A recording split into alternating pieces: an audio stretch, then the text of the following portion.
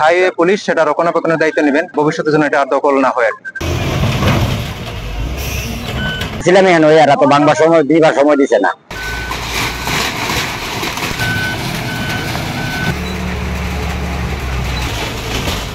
আমরা highway police super মহোদয়, ওনার সাথে আমার কথা হয়েছে। উনি আমাকে বলেছেন যে এটা আপনি করে যান, তাহলে আমরা এখন থেকে এটা রক্ষণাবেক্ষণ করবো।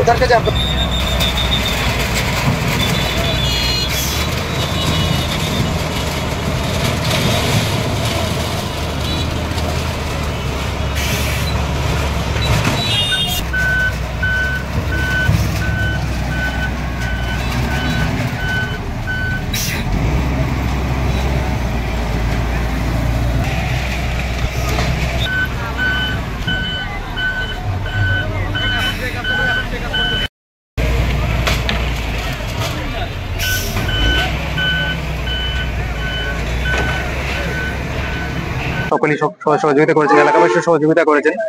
আশা করি এটা কেউ দখল করবেন না, এটা একটা রাষ্ট্রীয় সম্পদ। আর হাইওয়ে পুলিশ সেটা রক্ষণাবেক্ষণের দায়িত্ব নেবেন ভবিষ্যতের জন্য এটা আর দখল না হয়।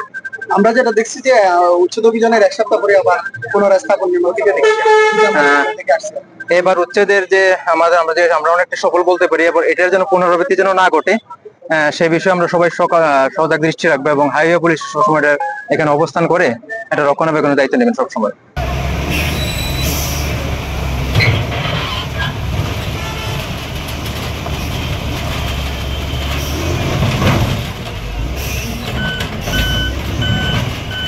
ছিল আর দোকানও আছিল, বাংলাপুরে সব ভেঙে আছে, নিতে পারছি না, সবকিছু ভেঙে গেছে। না, আমি আসছিলাম এখানে, ওই আর তো বাংলা সময় দিবার সময় দিছে না, একবারও সময় দিছে না। কিসের দোকান এটা? এটা পান টিকিট বেচতাম আর কি, পান সিগারেট চাটা বেচতাম। আমার নাম কুদ্দুস। আর এইখানে জি, নূরপুর।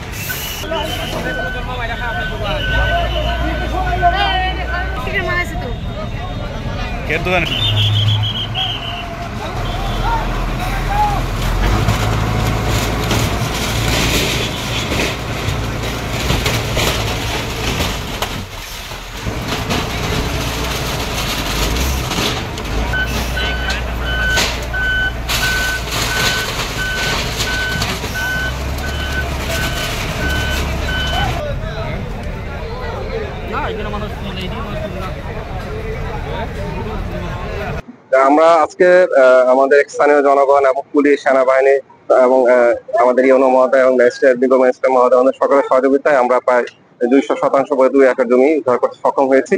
তো আমরা এটা উদ্ধার করার পরে এখন আপাতত আমরা এটা মার্কিং করতেছি এবং বেড়া দিয়ে যাব। এবং এটা আমরা হাইওয়ে পুলিশ সুপার মহোদয়, ওনার সাথে আমার কথা হয়েছে। উনি আমাকে বলেছেন যে এটা আপনি করে যান, তাহলে আমরা হাইওয়ে পুলিশ আমরা এটা এখন থেকে এটা রক্ষণাবেক্ষণ করবো। তার কাছে আপনারা কোনো প্রতিবন্ধকতা সৃষ্টি কিংবা কোনো বাধার মুখে পড়ছেন কি? না, আমরা উদ্ধার কাজ খুব সুন্দরভাবে সম্পন্ন হয়েছে এবং এখনো হচ্ছে। আমরা কোনো সমস্যা এখন পর্যন্ত ফেস করিনি।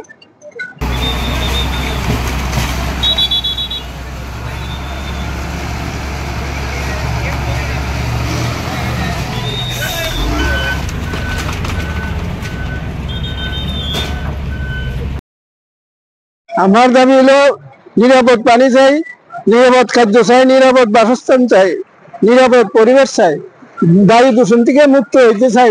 এই দেশের 18 কোটি মানুষ, এগুলা সরকার কবে শুনবে? আমার কাছে তো পরিকল্পনা আছে, সরকার জানতে চাই, বুঝতে চাই, আমি পরিকল্পনা দিতে পারি।